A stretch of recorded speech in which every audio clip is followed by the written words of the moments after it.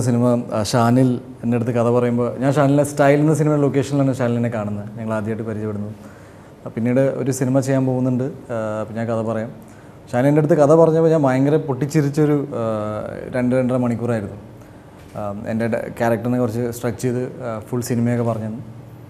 കൊള്ളാം ഷാനിൽ, ഏത് ക്യാരക്ടറാണ് ഞാൻ ചെയ്യണമെന്ന് പറഞ്ഞപ്പോൾ ഇത് ഇന്നതാണ്. ഞാൻ ഭയങ്കര എൻജോയ് ചെയ്തു. പടം നന്നായും, പക്ഷെ ഞാൻ ചെയ്യുന്നില്ല, താങ്ക് യു. ഷാനിൽ ഭയങ്കരമായിട്ട് അയ്യോ ഉണ്ണി എന്ത് പറ്റി ഇങ്ങനെ.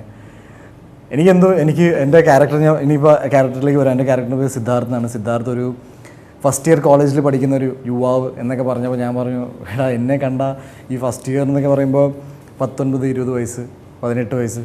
ഒരിക്കലും എൻ്റെ ശാരീരികമായിട്ട് ഈ അവസ്ഥയിൽ ഇങ്ങനെ ചെയ്യാൻ പറ്റുമോ എന്ന് ഭയങ്കര ഫോഴ്സ്ഡ് ആയിട്ട് തോന്നും.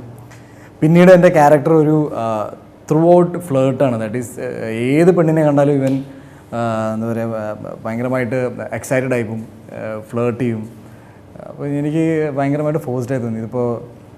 പക്ഷേ ആ ഒരു കാരണം കൊണ്ട് എനിക്കത് ചെയ്യാൻ ഭയങ്കര ബുദ്ധിമുട്ടായിരുന്നു. പക്ഷേ എൻ്റെ ക്യാരക്ടറിലാണെങ്കിൽ കൂടുതൽ തമാശകളും ഭയങ്കര യങ് ആയിരുന്നു. ലൈക്ക് അപ്പോൾ ഷാനിലിനോട് പറയാം, നീ നിൻ്റെ പ്രായത്തിനനുസരിച്ചുള്ള സിനിമകൾ ചെയ്യും, നീ ഭയങ്കര സീരിയസ് അല്ലെങ്കിൽ ആക്ഷൻ അല്ലെങ്കിൽ സെൻറ്റിമെൻറ്റ്സ് ഒക്കെ.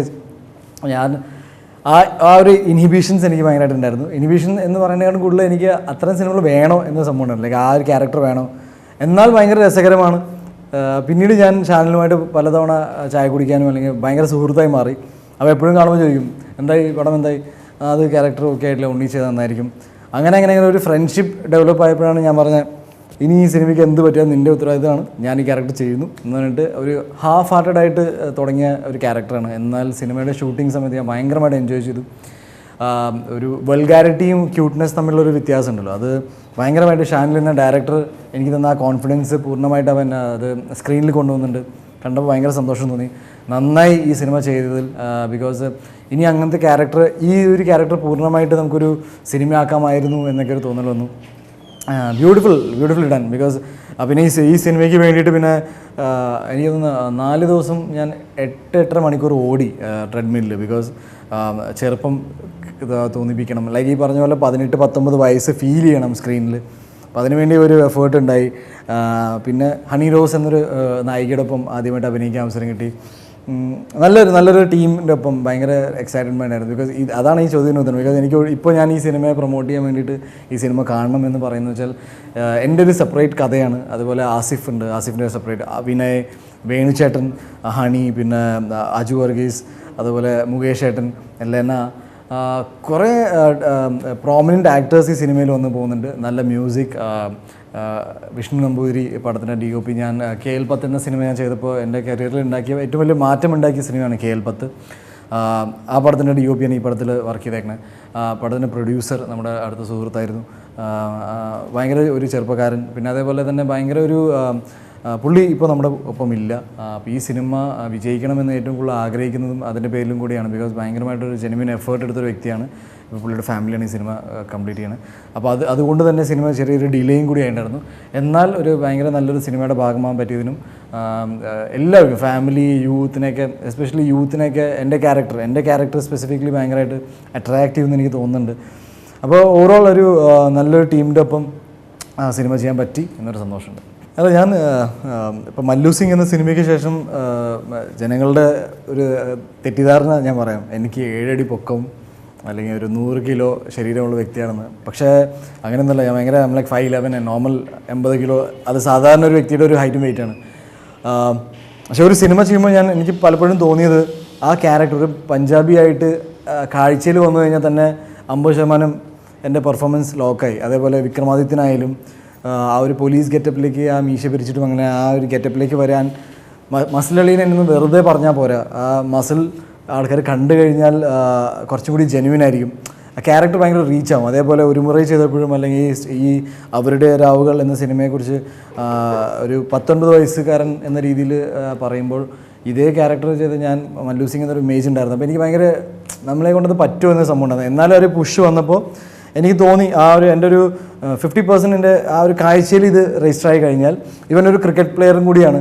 അപ്പോൾ എങ്ങനെ നോക്കിയാലും ഭയങ്കര ചെറുപ്പം തോന്നിപ്പിക്കുന്ന ലൈഫ് സ്റ്റൈലും കഥാപാത്രം അങ്ങനെ ആയതുകൊണ്ട് അതിനുവേണ്ടി ഒരു എഫേർട്ട് എടുത്താൽ it will be worth it എന്ന് എനിക്കിപ്പോഴും തോന്നിയിട്ടുണ്ട്.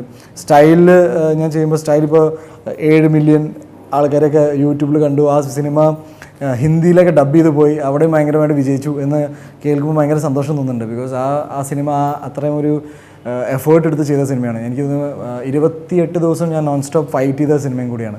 ഫൈറ്റ് എന്ന് പറഞ്ഞാൽ ആക്ഷൻ രംഗങ്ങൾ ഷൂട്ട് ചെയ്യുമ്പോൾ അതിൻ്റെതായ കഷ്ടപ്പാടുണ്ട്. But it's all worth it because സിനിമകൾ ആൾക്കാർ എൻജോയ് ചെയ്യുമ്പോൾ അതിനെക്കുറിച്ച് അഭിപ്രായങ്ങൾ വരുമ്പോഴൊക്കെ ഭയങ്കര സന്തോഷം തോന്നാറുണ്ട്. ഞാനിപ്പോൾ ക്ലിൻറ്റ് എന്ന് പറഞ്ഞ സിനിമ ചെയ്യണം. അതിൽ 73 വയസ്സും 35 പ്രായമുണ്ട്. അപ്പോൾ അതിനുവേണ്ടി അഗെയിൻ കുറച്ച് ഫാറ്റ് പുട്ട് ഓൺ ചെയ്തു.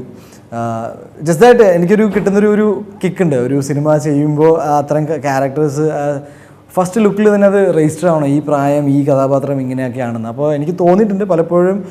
പിന്നെ സ്ക്രീനിൽ പെർഫോമൻസ് കാണുമ്പോൾ അത് നന്നായി അല്ലെങ്കിൽ നന്നായിരുന്നു. ബിക്കോസ് അച്ചായൻസ് ഇപ്പോൾ ഓടിക്കൊണ്ടിരിക്കുകയാണ് തിയേറ്റർ സ്ക്രീനിൽ. അതിൽ എൻ്റെ ക്യാരക്ടർ ടോണി മാവച്ചൻ, അവൻ കള്ളുകൂടിയനാണ്, പ്രത്യേകിച്ച് ജോലിയൊന്നുമില്ല, അവൻ വലിയ വീട്ടിലത്തെ പയ്യനാണ്. അപ്പോൾ കാഴ്ചയിൽ തന്നെ ഒരു നമുക്ക് സ്റ്റൈലും ക്രിയേറ്റ് ചെയ്യണം, എന്നാലൊരു അലസത ഫീൽ ചെയ്യണം. അതാണ് ഭയങ്കര താടിയും മുടിയൊക്കെ വളർത്തി കുറച്ച് വെയിറ്റ് ഗെയിൻ ചെയ്തു. കള്ളു കുടിക്കാൻ ഒരാൾക്ക് ഒരിക്കലും 6 പാക്ക് ഉണ്ടാവില്ല എന്ന് എനിക്ക് വിഷ്വലി പറയണമെന്നുണ്ടായിരുന്നു. അത് വേറൊരു ഓപ്ഷൻ ഉണ്ടായിരുന്നു, നമുക്ക് കള്ളു കുടിച്ചിട്ട് ബോഡിയൊക്കെ മെയിൻറ്റെയിൻ ചെയ്യാം. എന്നാൽ ആ സമയത്ത് ഒരു 85 കിലോ വരെ ഞാൻ ഗെയിൻ ചെയ്തു. ഇത് മസിൽ പെട്ടെന്നൊന്നും വരുന്ന സാധനമല്ല. എനിക്ക് അതിനോടൊരു ഭയങ്കര താല്പര്യം വ്യക്തിപരമായിട്ടും അതുപോലെ സ്ക്രീനിൽ അങ്ങനത്തെ ഒരു ഇമേജ് ആയതുകൊണ്ട് അത് മെയിൻറ്റെയിൻ ചെയ്യണമെന്നൊരു വലിയൊരു ആഗ്രഹമുണ്ട്. ഈ ഒരു ക്യാരക്ടറിന് വേണ്ടി അത് കളയണമെന്ന് ചിന്തിച്ചപ്പോൾ തന്നെ ഭയങ്കര പേടിച്ചു. ബിക്കോസ് ഇനി വണ്ണം വെച്ച് കഴിഞ്ഞാൽ പിന്നെ അങ്ങ് വണ്ണം വെച്ച് പോവുക ചെയ്യാൻ ഞാൻ എനിക്ക് കട്ട് ചെയ്യാൻ ഭയങ്കര പാടാണ്. എന്നാൽ ആ ക്യാരക്ടർ രജിസ്റ്റർ ആയി ടോണി മാവച്ചൻ ഇങ്ങനെയാണ് ഒരു ഭയങ്കര റിച്ചായ ഒരു താന്തോന്നി ചെക്കൻ. അവന് കള്ളു കുടിക്കാൻ ഭയങ്കര ഇഷ്ടമാണ്. രാവിലെ എനിക്ക് കള്ളു കുടിക്കുക, വൈകിട്ട് കള്ളു കുടിക്കുക. ഇതൊരിക്കലും നമ്മൾ പ്രോത്സാഹിപ്പിക്കുന്നില്ല, പക്ഷേ ചില സിനിമാറ്റിക് റിക്വയർമെൻറ്റ് വെച്ചിട്ട് അത് ചെയ്തു. കാഴ്ചയിൽ തന്നെ ഒരു ടോണി മാവച്ചൻ ഇപ്പോൾ എൻ്റെ ക്യാരക്ടർ പറയുമ്പോൾ ആ ഫോട്ടോ എടുത്ത് കാണിച്ചാൽ മതി. അപ്പോൾ ആ ഒരു ട്രാൻസിഷന് വേണ്ടിയിട്ടാണ് ഈ ഒരു ഫിസിക്കൽ മാറ്റങ്ങൾ വരുത്തുന്നത്. ഒരിക്കലും ഒരു സിനിമ നടനാവണമെങ്കിൽ 6 പാക്കിൻ്റെയോ അല്ലെങ്കിൽ മസിലിൻ്റെ ആവശ്യമൊന്നുമില്ല. ഇത് എൻ്റെ വ്യക്തിപരമായ ഒരു ആഗ്രഹം കൂടിയാണ്. അത് ഞാൻ സിനിമയിലൂടെ അത് ഞാൻ മെയിൻറ്റെയിൻ ചെയ്യുന്നു എന്ന് മാത്രമേ ഉള്ളൂ.